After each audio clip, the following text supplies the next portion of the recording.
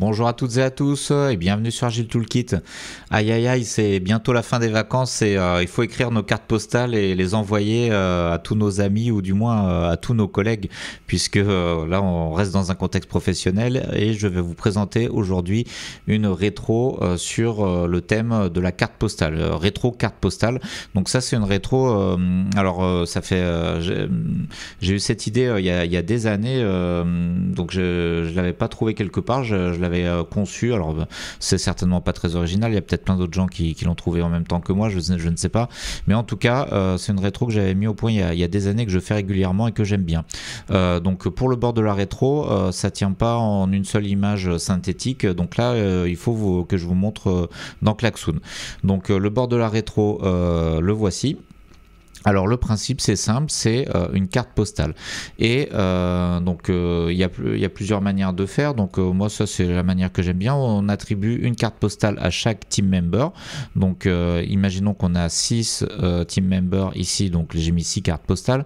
Bien sûr on peut dupliquer si jamais on a plus de personnes. Il suffit de faire un copier-coller de tous les éléments comme ceci, hop, et je rajoute une carte postale en dessous.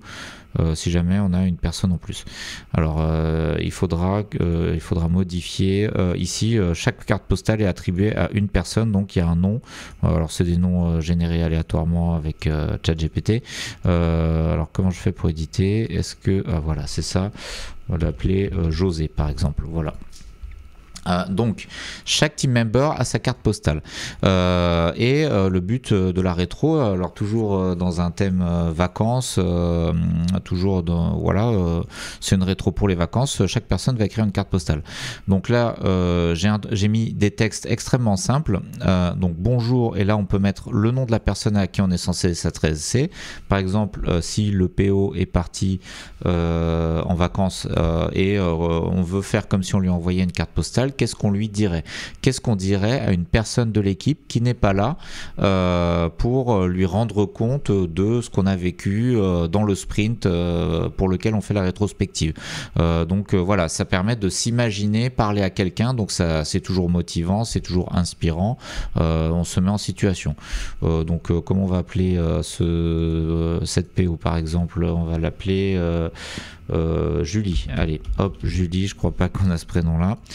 Bonjour Julie, donc on imagine c'est la PO, elle est partie en vacances, alors ça peut être la PO ou n'importe quel autre collègue. Et ensuite, les gens écrivent leurs idées. Donc là, je suis resté sur quelque chose de très simple.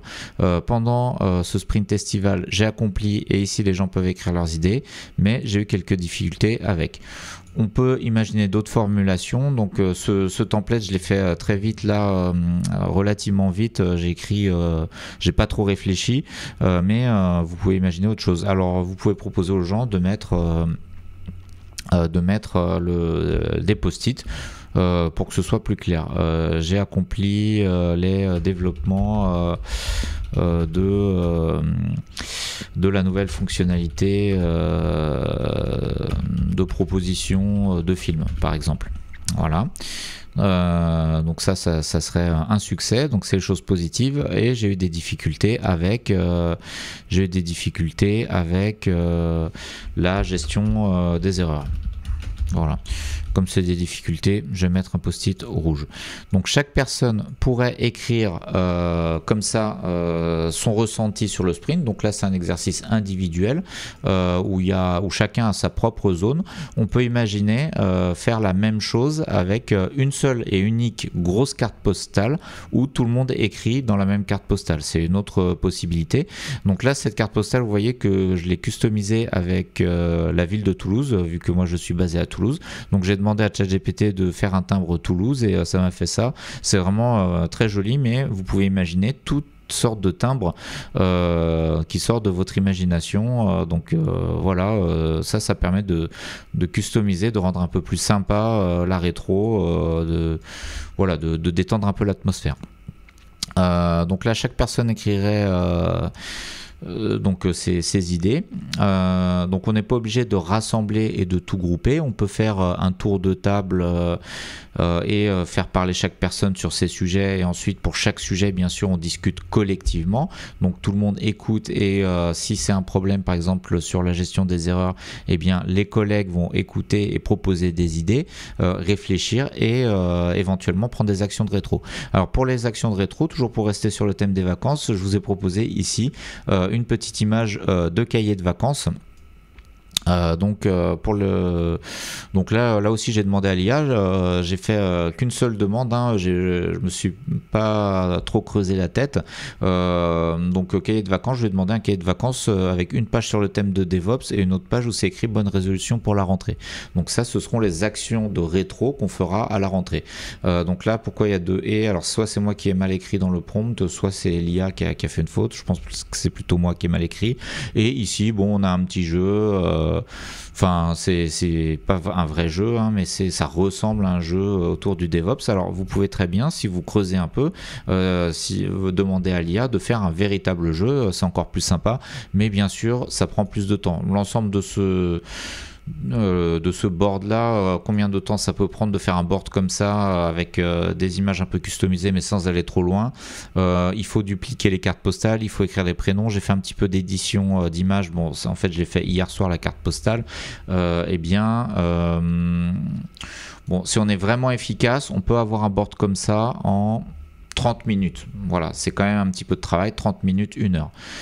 Bien sûr, je vous donnerai en description tous les éléments pour réutiliser ce board directement. Alors je pourrais vous faire une capture d'écran de l'ensemble, mais surtout je vais vous donner le fichier de la carte postale et le fichier du cahier de vacances bonne résolution.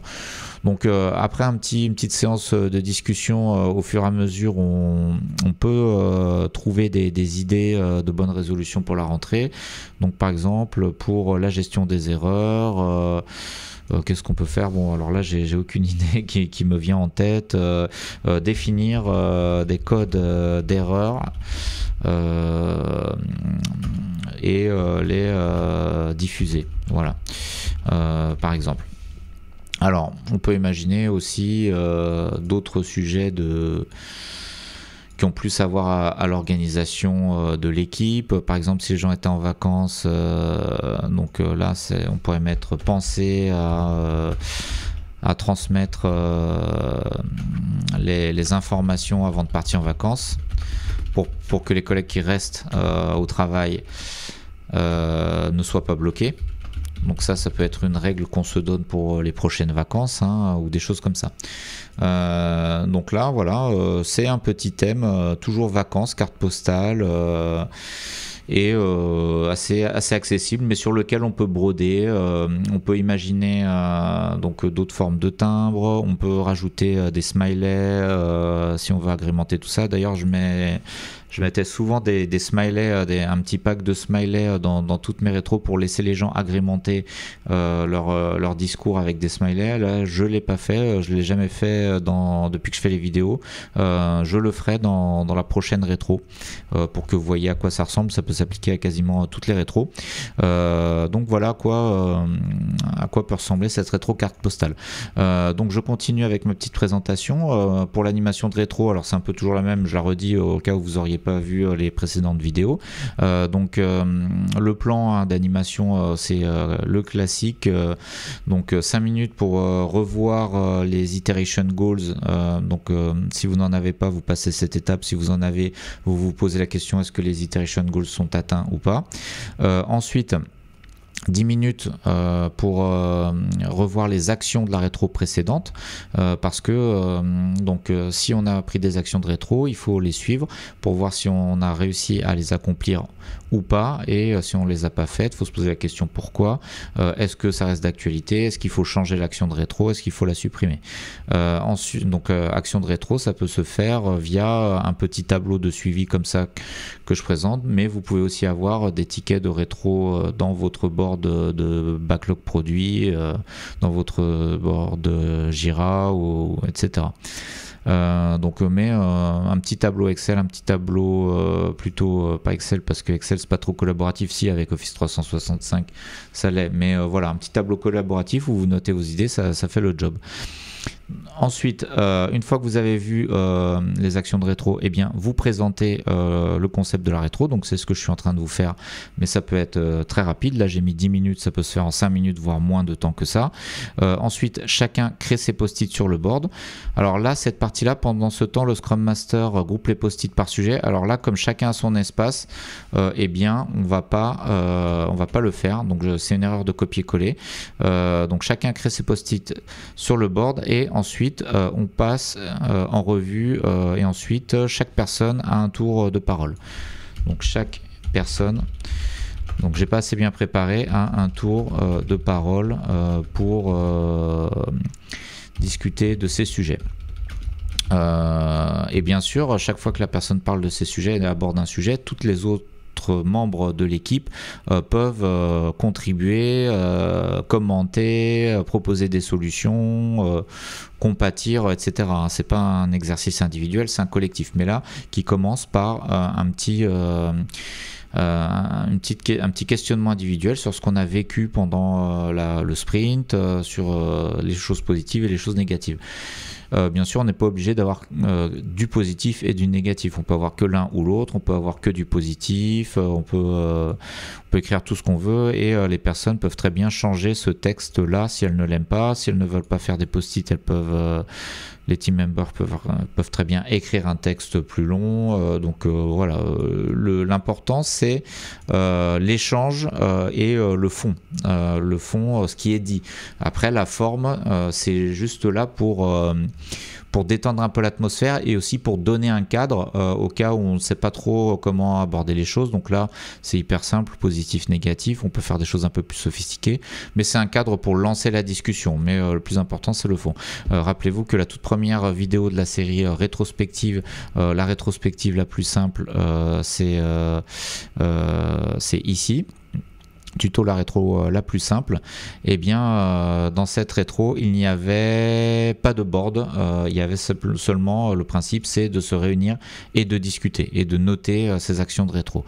Donc on n'est pas obligé d'avoir des choses très sophistiquées, très complexes. Moi j'aime bien les rétros assez simples, hein. Vous l'avez peut-être compris dans les vidéos, même si on fait des fois des choses un peu plus compliquées.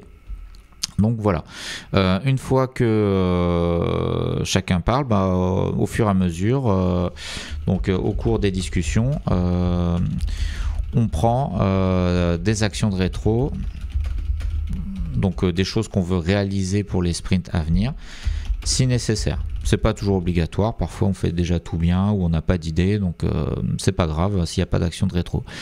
Donc ce qui est obligatoire, c'est de faire le suivi après, si on en prend. Donc là, le plan d'accompagnement, le plan d'animation est beaucoup plus simple. Et pour les durées, c'est à titre indicatif. C'est toujours bien d'avoir une idée de la durée. Donc vous pouvez avoir votre petite anti-sèche, ce petit plan-là dans un coin, sur un papier ou dans un petit fichier, de manière à animer votre rétro et à ne pas trop dépasser le temps imparti, le temps que vous avez prévu. Parce que souvent, dans les entreprises, on ne veut pas trop passer de temps parce que ça mobilise toutes les personnes d'une équipe pendant un certain temps. Donc souvent, on a tendance à vouloir compresser le temps, à être de plus en plus stressé, etc.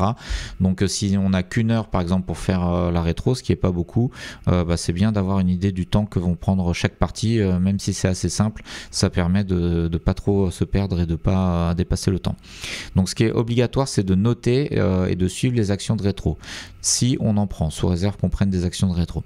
Donc vous pouvez les noter dans un petit tableau Google Sheet, c'est ce que j'ai montré ici.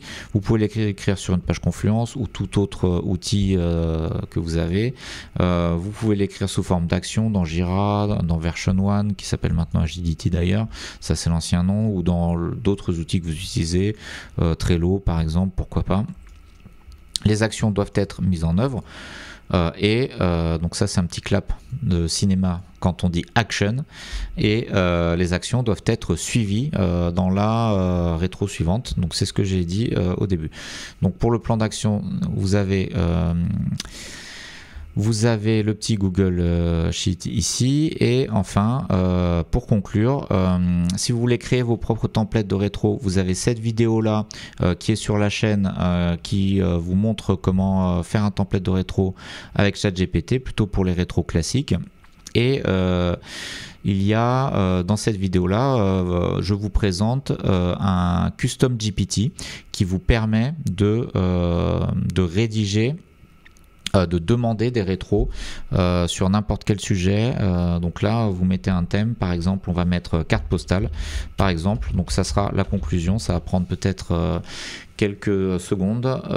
Donc j'écris carte postale et l'IA va fabriquer une rétro de toute pièce, fabriquer un template. Donc là ici vous avez les explications et on va voir apparaître l'image. Alors on va voir si c'est mieux que ce que j'ai fabriqué moi-même, sachant que je me suis aussi aidé de l'IA pour toute la partie dessin.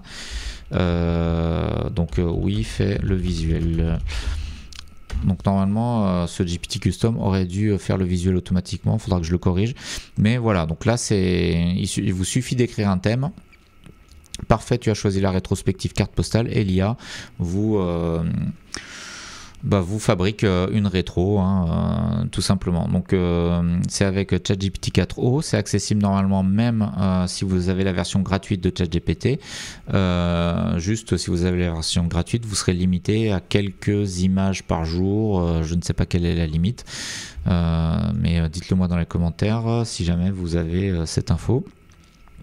Donc là, il faut attendre un petit peu.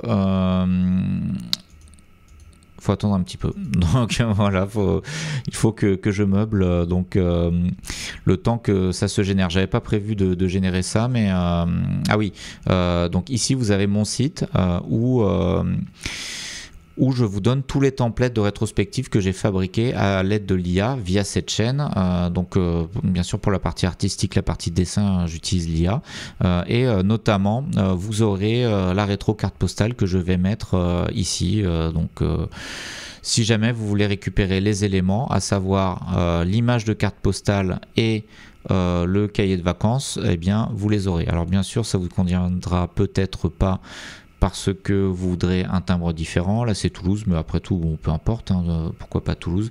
Et puis pour le cahier de vacances j'ai mis DevOps, mais oui vous pouvez le customiser avec le thème que vous voulez. Donc là vous pouvez récupérer voilà les éléments pour les réutiliser directement pour vous inspirer. Par exemple si vous voulez une rétro 3 petits cochons, j'aime bien ce template là qui est assez simple même s'il n'y a pas de cochon dessiné. Sinon il y a celui-ci. Donc là on imagine que les carrés c'est les endroits où on écrit les idées, mais voilà, tout ça c'est à adapter. Alors, est-ce que notre rétro carte postale est faite? Vous venez de vivre un voyage incroyable, le sprint. Écrivez maintenant une carte postale à l'équipe pour partager votre expérience. Chose incroyable que nous avons vue. Ce que nous aimerions, alors il y a une petite faute oubliée, ce que nous avons appris, nos souhaits pour la suite du voyage. C'est super, ça ressemble un peu à une carte postale. Il y a le thème du voyage, il y a un petit cadre